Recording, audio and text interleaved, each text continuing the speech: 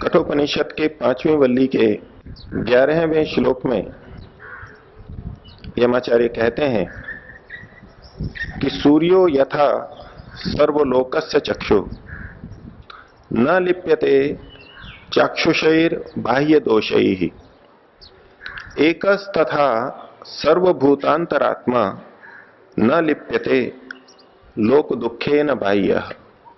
कहा यथा जिस प्रकार से सूर्य सर्वलोकस्य चक्षु, सूर्य पूरे लोक का समस्त संसार का चक्षु है।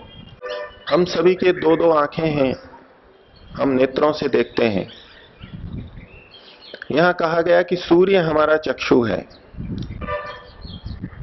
चक्षु से तात्पर्य है जिसके द्वारा हम देखते हैं, जिससे हम अनुभव करते हैं, जिससे हम देखते हैं, उसे चक्षु कहते हैं। और जिन दो नेत्रों के द्वारा हम देखते हैं उन्हें भी चक्षु इसीलिए कहते हैं क्योंकि उनके माध्यम से हम देखते हैं। लेकिन केवल नेत्रों के होने से हम नहीं देख पाते, उसके साथ सूर्य का प्रकाश भी आवश्यक है। तो बिना सूर्य प्रकाश के हम नहीं देख पाते, सूर्य के द्वारा हम देखते हैं, इसलिए सूर्य भी हमारा चक्षु हुआ। इसी दृष्टि से यमाचार्य ने कहा कि जिस प्रकार से सूर्य सारे लोक का चक्षु है, सारे लोकों का चक्षु होते हुए भी सूर्य की सहायता से ये हमारे नेत्र कार्य कर पाते हैं, इतना होते हुए भी सूर्य की रश्मि सर्वत्र पहुंचते हुए भी न लिप्यते चाक्षुषैः बाह्य दोषैः, नेत्रों में जो हमारे बाह्य दोष हैं उनसे वो सूर्य लिप्त नहीं होता। हमारे इन नेत्रों में भले ही कोई रोग आ जाए, भले ही कोई मलिनता हो, उसका प्रभाव सूर्य के ऊपर नहीं पड़ता। सूर्य हमारा चक्षु होते हुए भी, सब जगह पहुंचते हुए भी, उसकी किरणें प्रकाश सब जगह पहुंचते हुए भी वे मलिनता को प्राप्त नहीं होते। इसी तरह से एकः तथा सर्वभूतांतरात्मा, एक वो तत्व जो कि सर्वभूतांतरात्मा, सब भूतों की आत्मा के अंदर विद्यमान है, सबके अंदर विद्यमान है, वह भी लोक बाह्य लोक दुखेन न लिप्यते, जो बाह्य दुख हैं, लोक के दुख हैं, प्राणियों के दुख हैं, उनसे वो लिप्त नहीं होता। पिछले श्लोक में कहा गया था परमात्मा सब लोकों में विद्यमान है और उन्हीं जैसा हो जाता है। तो क्या जिस प्रकार से प्राणी दुखी होता है तो प्राणियों के अंदर, आत्मा के अंदर विद्यमान परमात्मा भी दुखी हो जाता है? उसके लिए यहां समाधान किया गया, उत्तर दिया गया कि परमात्मा लोक के दुख से बिल्कुल भी लिप्त नहीं होता। हम समाज में, परिवार में जिनके साथ में रहते हैं, हम उनके अंदर प्रवेश करते हैं, उनकी भावनाओं को अनुभव करते हैं, उनका हित अहित बांटते हैं, उनका कल्याण करते हैं, उनका सहयोग करते हैं, उनसे सहयोग लेते हैं। जैसे कि हम वही बन जाते हैं, माता पिता जैसे बच्चे ही बन जाते हैं और बच्चे जैसे माता पिता ही बन जाते हैं, उसी रूप में अपने को देखने लगते हैं।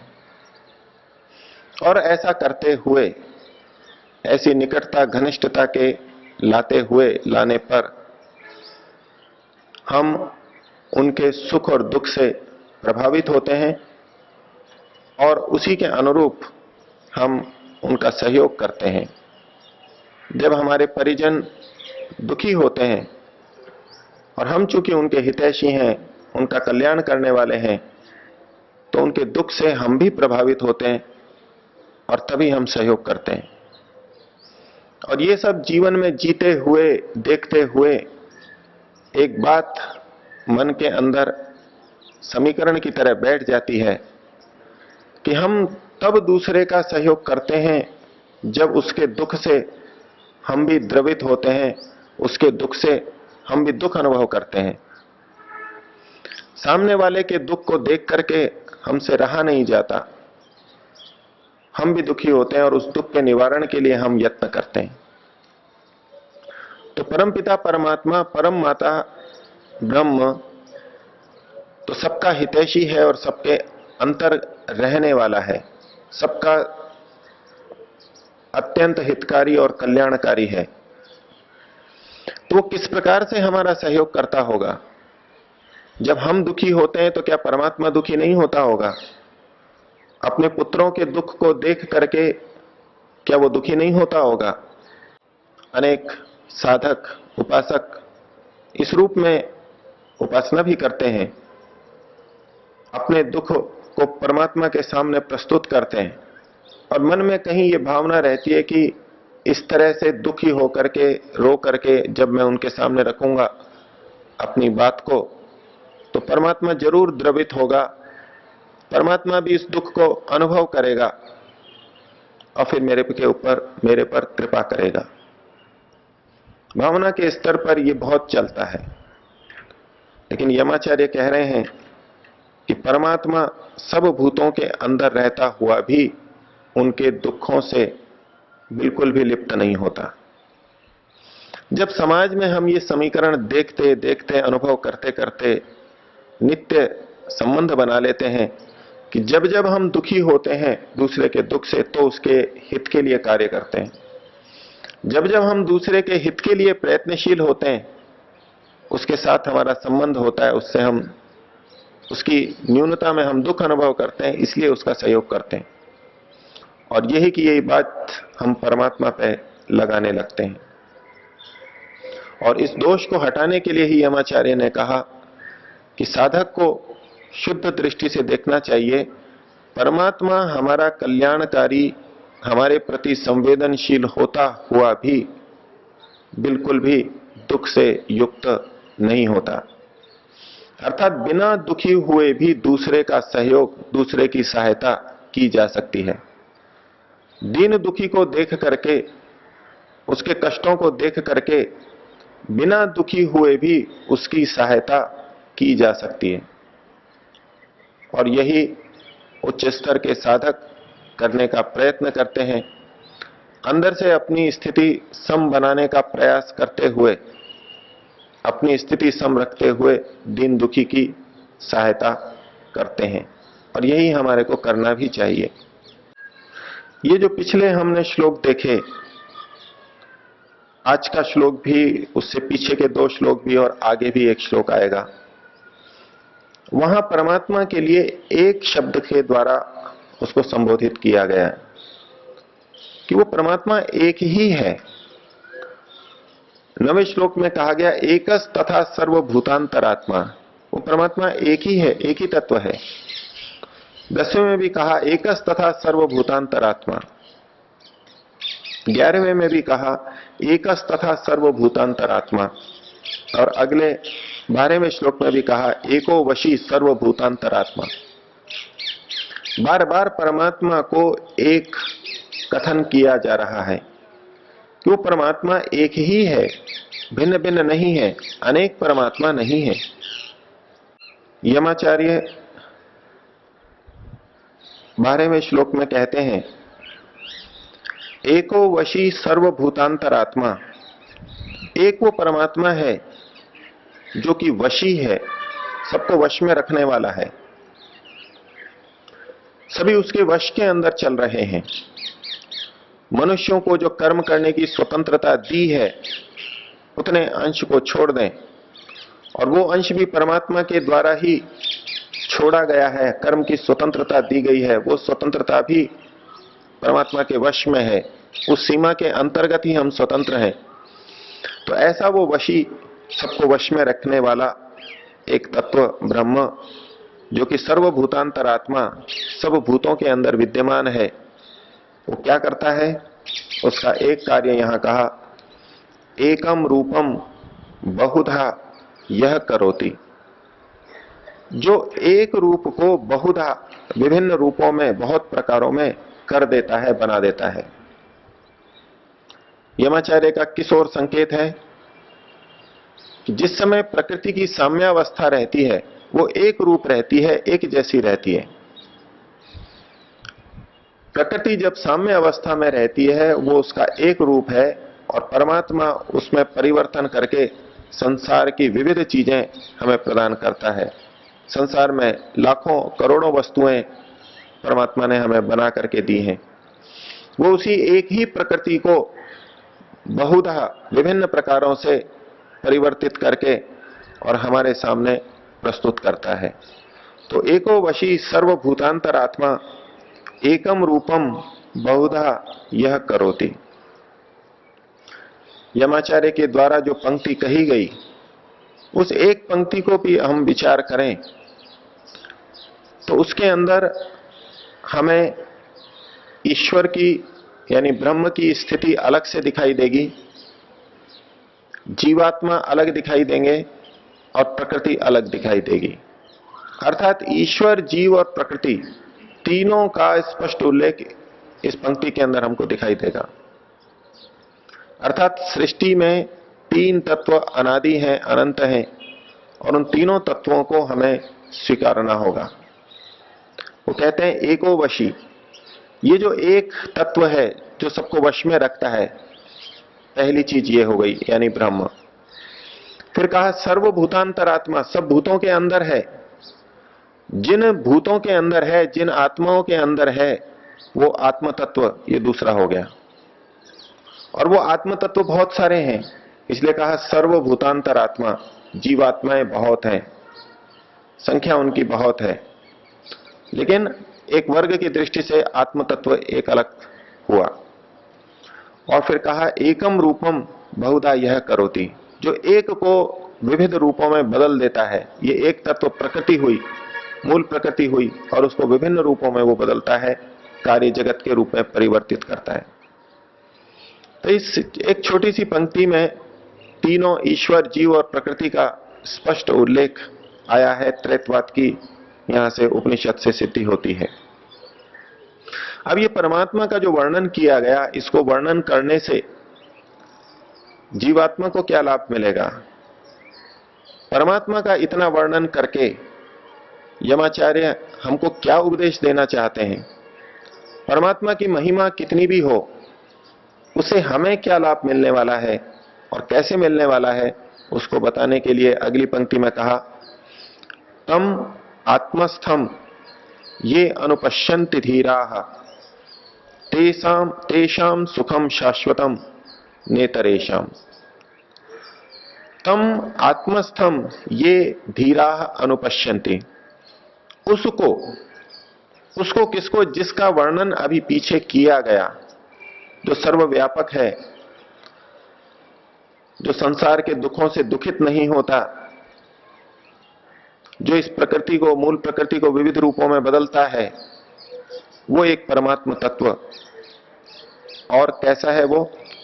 आत्मस्थम, जो कि आत्मा में स्थित है, अर्थात जीवात्मा के अंदर स्थित है। वहीं पर सर्वव्यापक होते हुए भी प्रत्येक जीवात्मा के अंदर भी है, और वहीं अपनी अपनी आत्मा के अंदर स्थित उस परमपिता परमात्मा को ये धीराः अनुपश्यन्ति, जो धीर लोग देखते हैं। अपनी आत्मा के अंदर परमात्मा को जो धीर लोग देखते हैं, परमात्मा की प्राप्ति और परमात्मा का दर्शन धीर लोगों के द्वारा ही संभव होता है। जो धैर्य रखते हैं, धैर्य पूर्वक साधना करते रहते हैं वर्षों तक, जन्म जन्मांतरों तक, वो उस परमात्मा को पा सकते हैं। इसलिए धीरा ये विशेषण दिया गया। तो अपनी आत्मा में स्थित उस परमात्मा को ये धीरा अनुपश्यन्ति, जो धीर पुरुष देखते हैं। अर्थात परमात्मा का साक्षात्कार जो धीर लोग कर लेते हैं, तेषाम सुखम शाश्वतम, उनका सुख शाश्वत होता है, सदा रहने वाला सुख होता है। वो उस अमृत को पा लेते हैं जो सदा विद्यमान रहता है, क्षणिक नहीं होता। और स्पष्टता के लिए कहा न इतरेशम, बाकी जितने भी लोग हैं जो परमात्मा को कहीं और मानते हैं, परमात्मा का साक्षात्कार कहीं और समझते हैं, अथवा जो परमात्मा को मानते ही नहीं, परमात्मा का जिनका साक्षात्कार नहीं हुआ है, जो प्रकृति की उपासना में लगे हैं उनका वो कहलाएंगे इतर लोग। जिन्होंने आत्मा में परमात्मा का साक्षात्कार किया, उनसे भिन्न जितने भी हैं वे सब उनकी न इतरेशम, उनकी शांति, उनका सुख शाश्वत नहीं होता। तो जब तक हमको परमात्मा का साक्षात्कार नहीं हो जाता तब तक शाश्वत सुख की प्राप्ति हमारे को नहीं हो पाती। जितना भी सुख हमको मिलता है, चाहे प्रकृति से मिले, चाहे साधना के दौरान सतोगुण का मिले, एकाग्रता का मिले, वो सारा का सारा क्षणिक सुख है। और उससे भी परे शाश्वत सुख की प्राप्ति परमात्मा के साक्षात्कार के बाद ही होगी। ये तो एक ऊपर की और सर्वोच्च स्थिति हुई, जबकि परमात्मा का सीधा सीधा साक्षात्कार होता है। लेकिन उससे नीचे के स्तर के जो साधक हैं, जिन्होंने अभी समाधि प्राप्त नहीं की है, वो भी यदि परमात्मा के इन गुणों को, जो कि ऊपर यमाचार्य ने बताए, ईश्वर की सर्वव्यापकता और परमात्मा की दुख रहितता, इसको यदि अपने अंदर विचार के रूप में भी देखने लगे तो भी वो बहुत बड़े सुख को, बहुत बड़ी एकाग्रता को पा सकते हैं। बहुत बड़े दुख से, बहुत बड़ी चिंताओं से वो दूर हो सकते हैं। हमारे को जो चिंता होती है वो हमारी किसी हानि की होती है। हमको भय से जो भी दुख होता है वो हानि का दुख होता है। और जिसने अपने मन के अंदर ये निश्चित जान लिया है, समझ लिया है कि परमात्मा सतत मेरे साथ में है और मेरी सहायता कर रहा है, और उसके न्याय के अंतर्गत रहते हुए कभी भी मेरे साथ अन्याय नहीं हो सकता, और यदि अन्याय होता है तो उसकी क्षतिपूर्ति परमात्मा की तरफ से होगी, तो उस स्थिति में उसे कोई हानि ही दिखाई नहीं देती। अगर कोई स्थूल रूप से हानि करता भी है तो भी अंततोगत्वा उसकी हानि नहीं होती। ये दृढ़ विश्वास जिस व्यक्ति के मन में आ जाएगा वो ही शाश्वत सुख की प्राप्ति कर सकेगा, अंदर से शांत रह सकेगा। नहीं तो क्षण क्षण पर समाज में हमारे प्रति किए गए अन्याय, हमारे प्रति किए गए दुर्व्यवहार से हमको कष्ट होता है और होगा। और जब जब हम दुखी होते हैं उस समय हम परमात्मा को अंदर, अपनी आत्मा के अंदर परमात्मा को सच्चे रूप में स्वीकार नहीं कर रहे होते, देख नहीं रहे होते हैं, और यही हमारे दुख का भी कारण है। तो परमात्मा का सीधा साक्षात्कार हो, उस समय जो सुख और आनंद की प्राप्ति होगी वो तो बहुत ऊंची स्थिति है और वो हम सभी का लक्ष्य है। लेकिन उससे नीचे भी हम वैचारिक स्तर पर भी परमात्मा को इस रूप में देख पाएं तो भी अपने बहुत से दुखों से, कष्टों से, चिंताओं से हम मुक्त हो सकते हैं।